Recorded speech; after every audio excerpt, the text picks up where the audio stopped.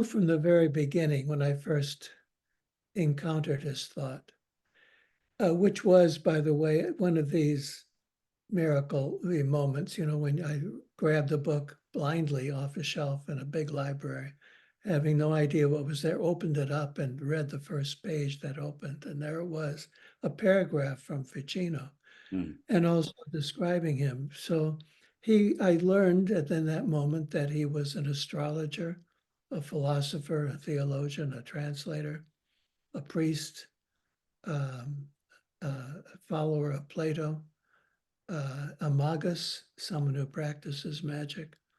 And I thought, well, these are things that I'm most interested in. I couldn't believe one person was doing all of this.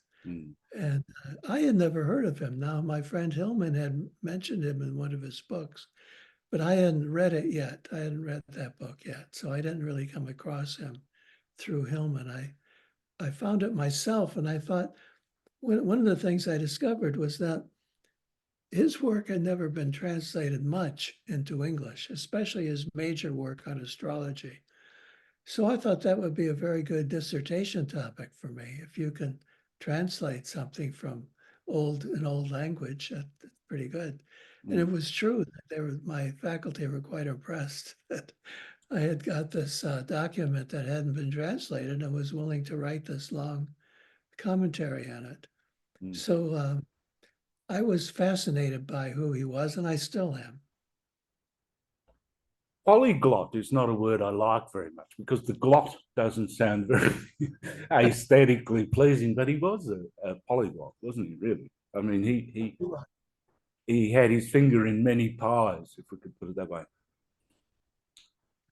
He did a lot of things. As I just said, he did all those things I mentioned. He was very bright, apparently, and well educated, because he translated a tremendous amount of work. And it was not easy. It was philosophy of Plotinus mainly. Now, Plotinus lived in the 3rd century AD and wrote about Plato and wrote about the soul.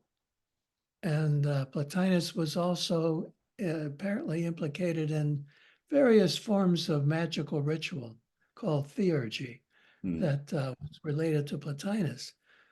I mean, that was Plotinus and related to Plato's work. And so that made Ficino, to me, quite impressive. I thought if he could do all that work, not only translate, but write commentaries on these old texts, that was very impressive. And then